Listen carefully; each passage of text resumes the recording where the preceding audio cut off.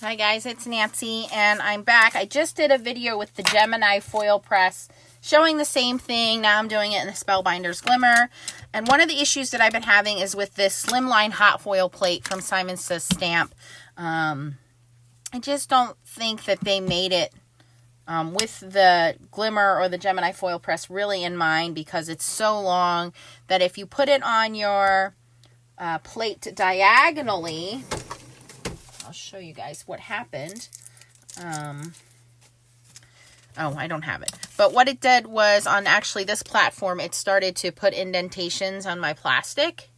And it's also, I just noticed, started to do it on the Spellbinders. And if you do it diagonally, then your piece of paper kind of hangs off the edge here in the corners. And when you go to feed this through your die cutting machine, these corners get kind of mangled. So I'm going to try to do it where I just foil part of it, but neither here nor there. What I really wanted to show you guys was how to foil the waist. So this is what I just did off of the Gemini. And I used the Gemini paper craft foil because that foil foils at a much lower heat. You do a low setting, which is one of the advantages to the Gemini. One of the disadvantages to the Gemini is that it doesn't get this platform starts to warp when it gets too hot. So if you're going to be using Spellbinders Glimmer foil or Couture Creations foil or Bluebonnet hot foil, then I would recommend the Spellbinders Glimmer machine. Plus, it depends on your die cutting system. This platform just warps way too easily, and it's discouraging unless you're going to use Gemini foil. And you don't want to use Gemini foil in the Spellbinders machine because the Spellbinders machine gets really hot. It gets hotter than the Gemini machine. So what I want to do is just foil a small piece of paper here, show you guys what that looks like, and then we're going to take the waist foil and see if we can come up with the correct sandwich to foil the waist foil. If you have the Gemini foil press machine, I do have a video showing exactly what I just explained. I'll link it for you guys at the end. So yeah, let's get started. So I already have my Glimmer machine warming up. This takes about 5 minutes to warm up. And one of the things I've done is untaped my plates. If you're familiar with my channel, I do a lot of foiling, a lot of hot foiling. And one of the things I did was I taped my two plates together. So we have the Glimmer Thin Shim and the spacer pad. And I had taped these together, and then I taped both of these to the actual foiling platform. What that did was that helped me with my foiling, because then there wasn't any shifting of the paper or the foil, and I got a cleaner foil. However, again, here you can see how long this foil plate is, and I have some small indentations here on the plastic. So doing it sideways isn't going to work out for me. You can see the indentation there. So I'm going to just foil an A2 size card. This is now saying the platform is ready.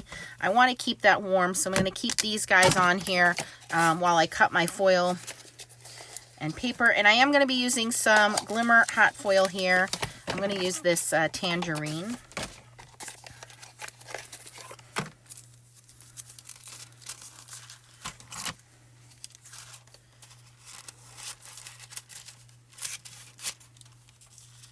And I'm just going to cut like a 2-inch wide piece of that. Okay. And so in order to do your normal foiling, what a lot of people do at this point is now disconnect your platform. Let me get my paper ready before I do that. Okay, so I'm just going to slide this over while I grab my platform. This is the Platinum machine. You can use your Big Kick or your Big Shot. That's what the Spellbinders was designed for, is really any die cutting machine. The foil press, you have to use the Gemini machine with the Gemini foil press. With this machine, you can use any die cutting system.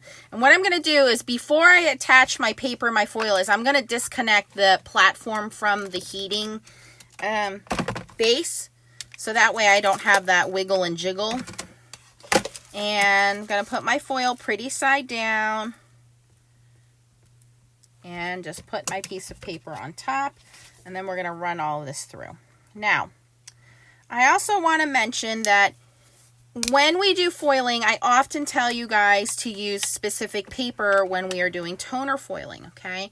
You don't really need specific papers when it comes to hot foiling. Hot foiling has an adhesive built into it, so you can use any kind of paper. Now, I'm not going to roll this all the way through. I'm going to stop here, because if I go any further, that die is going to press too much pressure because of this platform.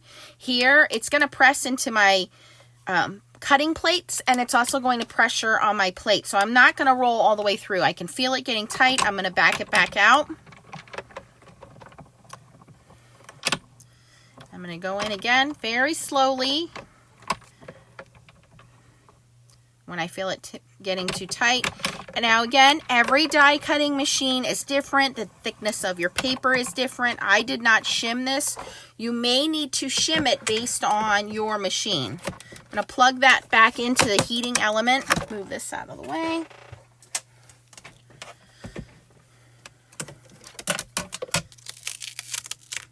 Okay, and it looks like that has foiled pretty nicely. But you can use any paper. The only time you really need to worry about paper is if you're doing toner foiling. Toner foiling is very particular, but on hot foiling, this foil has adhesive built in, so it'll stick to anything. So you don't need really any particular paper. You just want to make sure it's smooth paper. Okay, so that foiled beautifully. Now what I want to do is foil the waist. So again, not too keen on this particular hot foil die. I think that it could have been slightly smaller, and I was careful there to make sure that, well, it did indent a little bit there on my plastic. You also do not need to do dusty when you're hot foiling, because again, the hot foil sticks to everything. You can, it's totally optional. I'm just going to pull this onto the silicone plate here and set that aside to cool down. All right, so now what we want to do is we want to foil the waist, right? So to foil the waist, I know that Pink Fresh Studios just came out with a new hot plate. I think it's $20 or $25 for that plate. This is Gemini foil press plate. This is different from their cutting plate. Their cutting plate is long and thin and flimsy. You can see it's pretty beat up. Okay, this is with their hot foil, and you can buy this for around $10. All right, so mine is slightly warped. I'm going to put that on top of my glimmer, and then I'm going to put the waist foil down. And then from here, all I need to do is figure out the correct sandwich. So I'm just going to put my paper down. Okay.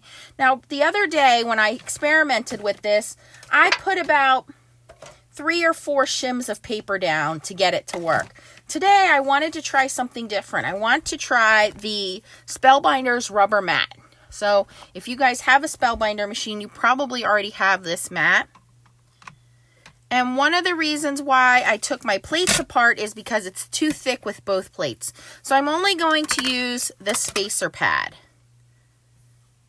All right, and I'm going to hit my timer and let that warm up.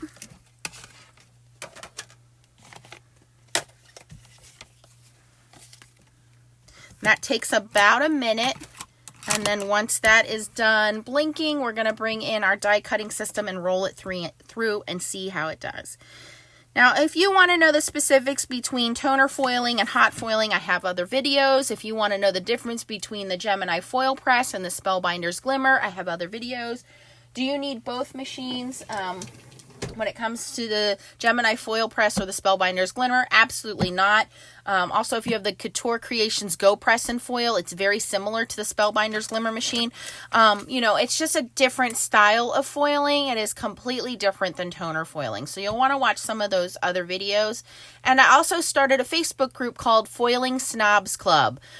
We encourage each other with creativity, but we also want to help everybody get the best foiling that they can possibly get, whether that be toner foiling or hot foiling. So join our group. It's on Facebook. It's called Foiling Snobs Club, and you just need to answer all the questions in order to be let in so that we're sure you're not a bot.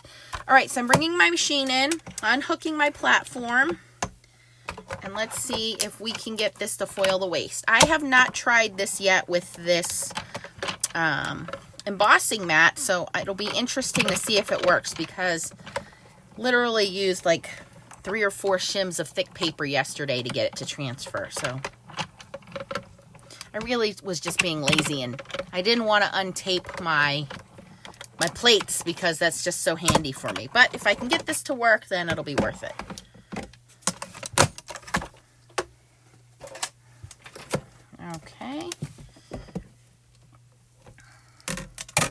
And I don't know how this is going to hold up under high heat. I believe it's silicone, so we should be okay, but have not done any long-term testing on that, so just be careful. Everything I do is at my own experimentation. I don't want you guys ruining your machines. All right, so now I'm going to take... Yeah, that didn't foil at all. There's not enough pressure there in the center. It started to foil, but there's some air bubbles. And I think part of that is because of my warped plate. So let's try this again. And I'm going to do... Where are the paper shims I used yesterday?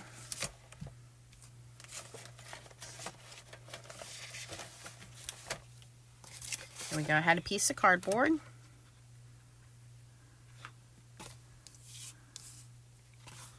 And you want flexible shims because you want that pressure to get pressed down. Let me try that again. Maybe I just need that extra shim. Go back and add my embossing mat. Add my top spacer pad and hit that timer button again. Maybe that extra cardboard shim is enough to push this down. We'll try it again. So the only thing you need to buy here, and it's fine if you want to buy that metal plate from Pink Fresh Studios. I'm sure it works great. I know that my friend Stacy said she was going to buy it and try it out. But like I said, it's 20 or 25 bucks. And so if you have something, or you can spend $10 on a plate that will do the same thing, or maybe you already have this plate, then by all means, I'm just trying to save you guys a couple bucks there. Not saying either one is better because I haven't tried the other one yet. Just trying to give you guys a workaround, that's all. And I'm going to slide this over. I'm going to keep my hand over the middle there just to give that pressure.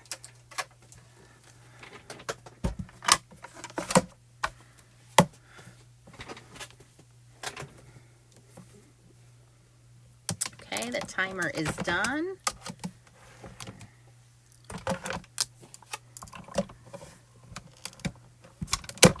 All right, definitely feel more pressure this time with adding that little cardboard shim.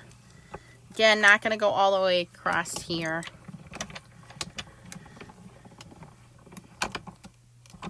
And you want to go nice and slow.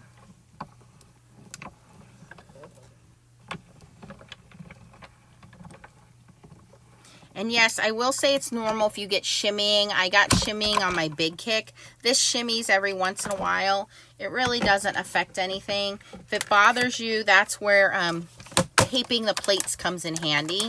So you don't have all of that shimmying when you're pushing your foil through. Okay.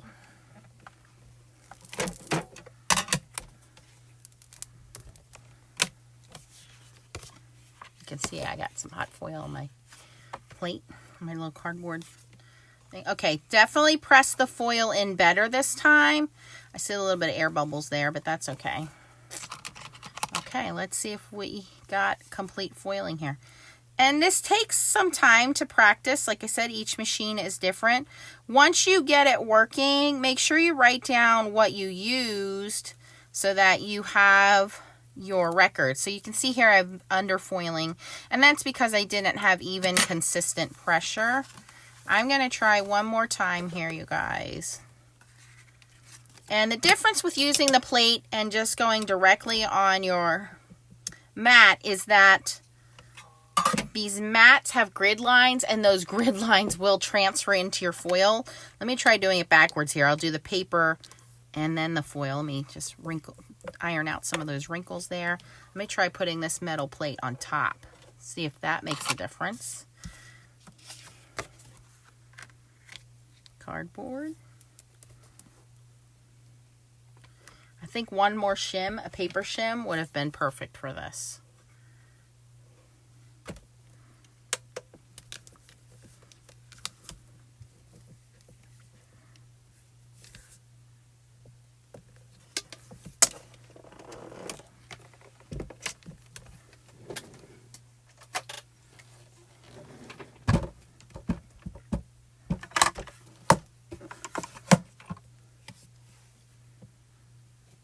keep in mind too, the thickness of your paper is going to matter. The more porous your paper is, the thicker it is, the longer it takes for the foil to adhere to it.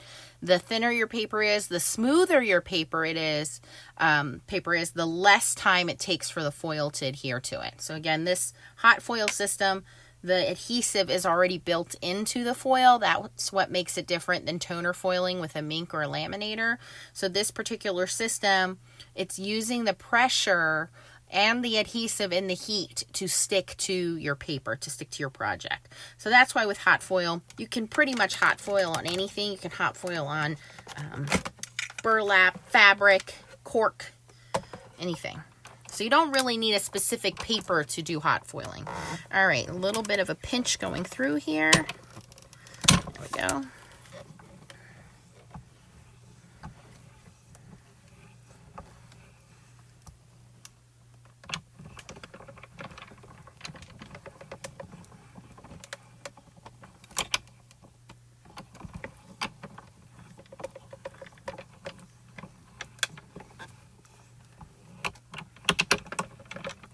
For good measure, I'm going to go through one more pass here. And if your machine is thicker or heavier, you might need less shims. And if your machine is looser and you've had it a while, you might need more shims. So just practice, practice, practice, practice, and then write down what's the best recipe for your machine.